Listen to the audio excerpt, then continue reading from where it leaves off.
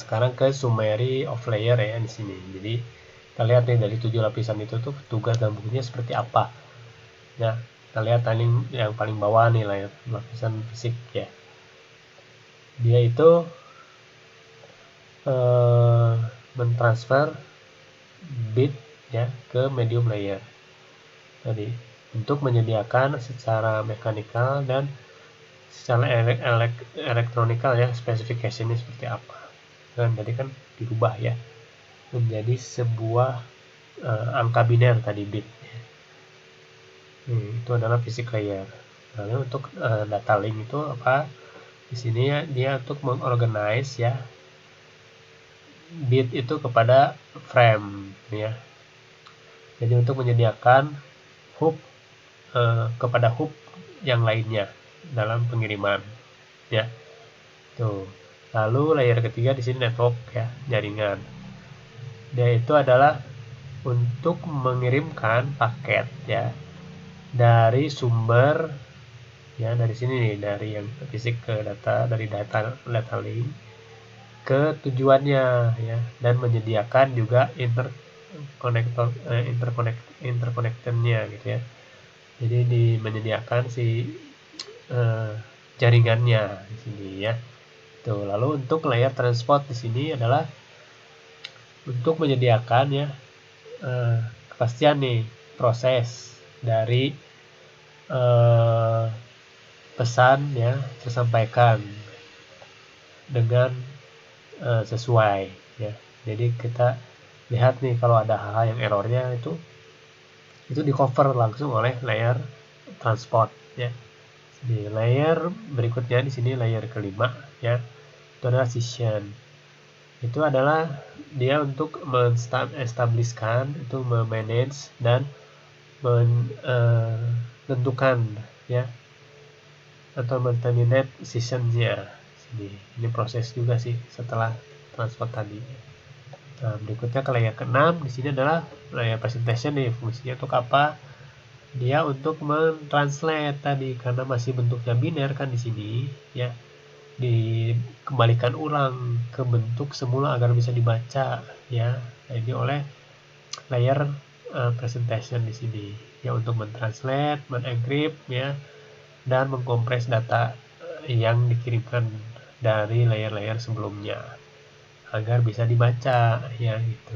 Lalu layer ketujuh aplikasi itu adalah fungsinya untuk memberikan akses ya kepada jaringan sumbernya. Tuh ya, misalkan di sini menggunakan web browser kan atau menggunakan messenger instan yaitu di aplikasi sini ya memberikan nih akses ya. Oh, bisa dibaca aksesnya email tersebut di web browser misalkan ya.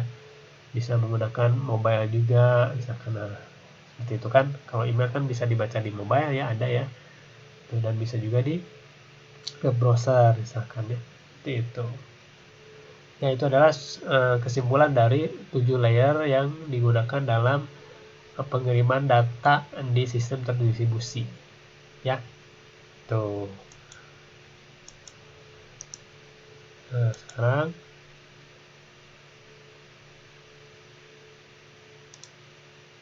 di sini kita lihat TCP IP protokol suite ya. Lapisan pada rangkaian protokol TCP IP tidak sama persis dengan lapisan pada OSI model ya. Rangkaian protokol TCP IP asli didefinisikan memiliki 4 lapisan. Host ke jaringan, lalu internet, lalu transportasi dan aplikasi. Namun ketika TCP IP dibandingkan dengan OSI, kita dapat mengatakan bahwa rangkaian protokol TCP IP terdiri dari 5 lapisan. Ya. Lapisan apa aja? Fisik, data link, jaringan, transport dan aplikasi ya. Jika kita bandingkan nih protokol TCP IP dengan OSI ya. Jadi hanya ada 5 yang sama. Ya, kita lihat.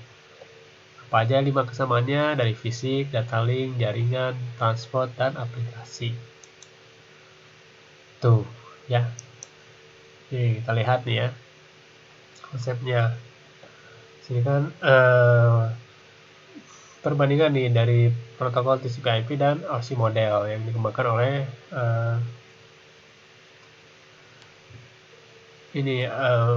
OSI model yang dikembangkan oleh ISO. Nah, kita lihat di sini ya. Ini ada model kan 7 layer ya. 1, 2, 3, 4, 5, 6, 7 yang dikembangkan oleh OSI. Nah, di sini setelah digabungkan dengan modelnya TCP/IP itu ternyata dia sama saja, cuman pembagian kelompoknya kita bisa lihat di sini menjadi 4 layer kalau di TCP/IP ya. Nah, untuk physical dan data link itu ada di protokol defined by underlying network ya, atau host to network ya. Lalu untuk network internet sama ya di sini. Kita kalau TCP/IP menggunakan IP di sini kan. Lalu untuk layernya transport ya, di sini ada layer transportnya itu di layer TCP/IP itu ada SCTP, ada TCP dan ada UNDP. Lalu untuk layer keempat ya di TCP/IP itu ada citizen application itu apa saja ya. Di TCP/IP itu ada SMTP, FTP, HTTP, misalkan DNS, SMMP, misalkan Telnet ya. Tuh, ini dikelompokkannya jenis aplikasinya untuk TCP/IP. Tuh, jadi kalau untuk di TCP/IP itu OSI modelnya dikelompokkan menjadi 4 bagian layer ya, dari 7 model OSI ya. Tuh, sama saja sebetulnya ya.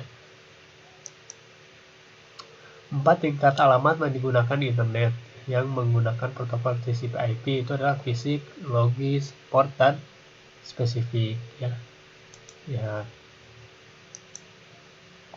ini kan IP address ya, address sangat dibagi ke 4 kelompok di dalam TCP/IP address-nya. Ada physical address, logical address, port address, dan specific address ya. Nah, ini kita lihat relasi ya, kita lihat layer pada address di TCP/IP. Ini relasinya, hubungannya ya yang tadi. Kan di sini ada physical layer, data link layer, network layer, transport layer, dan application layer. Nah, di sini address-nya mana saja sih yang ada di sini spesifik address itu ada di proses, ada proses itu di application layer. Kalau physical yang paling bawah misalkan untuk physical layer itu dia disatukan di physical dan data link itu disatukan dalam satu address yang namanya physical address. Ya, yang lainnya sama sih, diberikan satu alamat khusus sama dia logical address ada di network layer. Lalu port address itu untuk transport layer di sini. Lalu specific address itu untuk proses dan application layer. Ya, ini adalah hubungannya, bisa lihat di bagian ini. Nah, kita lihat gambarnya, sebuah node dengan akurasi fisik 10 mengirimkan frame ke node dengan alamat fisik 87. Kedua node tersebut dihubungkan melalui sebuah link ya, topologi menggunakan topologi bus nih ya. Seperti yang ditunjukkan pada gambar ya, kita lihat.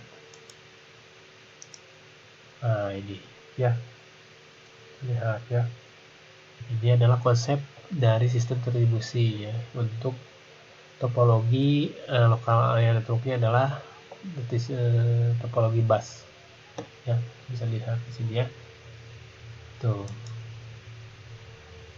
ini adalah pengirim, ini adalah penerima ya.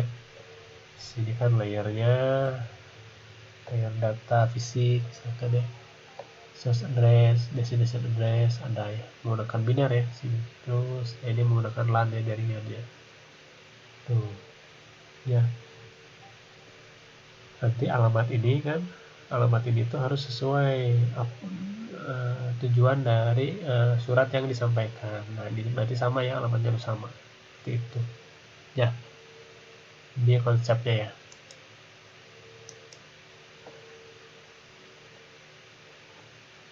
Nah, seperti yang kita lihat di bab-bab sebelumnya ya, sebagian besar jaringan lokal itu menggunakan alamat fisik yang 48 bit ya. atau 6 bit misalnya, yang ditulis dalam 12 digit heksadesimal.